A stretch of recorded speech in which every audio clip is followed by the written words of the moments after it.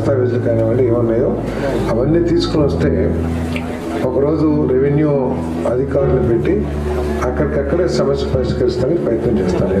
ఈరోజు ప్రత్యేకంగా ఎన్టీఆర్ భరోసా 3,000 నుంచి 4,000 చేసిన తర్వాత మన చంద్రబాబు నాయుడు గారి ప్రభుత్వం, పవన్ కళ్యాణ్ గారి ప్రభుత్వం 2వ మాసం ముఖ్యమంత్రి గారు ఈ కార్యక్రమాన్ని చాలా ప్రతిష్టాత్మకంగా తీసుకుని ప్రతి నెల 1వ తారీఖే ఇచ్చేయాలి. 5 రోజులు 6 రోజులు ఇస్తా పోతాము, ఉన్నప్పుడు ఇస్తాం లేకపోతే లేదని కాకుండా ప్రతి నెల 1వ తారీఖున ఇచ్చేయాల్సిందే.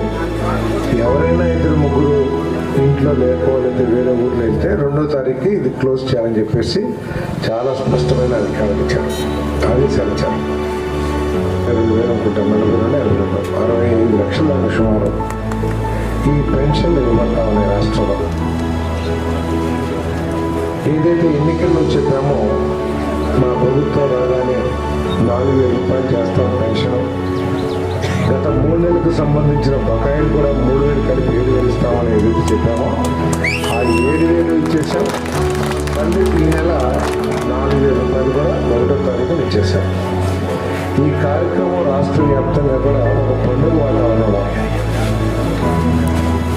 పెన్షన్దారులు కానివ్వండి, అధికారులు కానివ్వండి, కూటమి కార్యకర్తలు కానివ్వండి, దీని ఒక మంచి పండుగ వాతావరణంలో సంతోషంగా రాష్ట్ర వ్యాప్తంగా కూడా చేస్తున్నారని చెప్పేసి మనం చేస్తాము.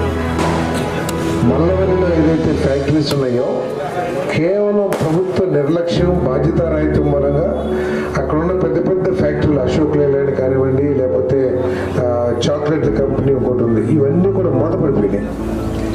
మన ప్రభుత్వం వచ్చిన తర్వాత ఆ ఫ్యాక్టరీలన్నీ కూడా ప్రారంభించడానికి పనులు ప్రారంభించారు. 1 నెలలోనో 2 నెలల్లోనో మరి ఆ ఫ్యాక్టరీలు ప్రారంభమవుతాయి.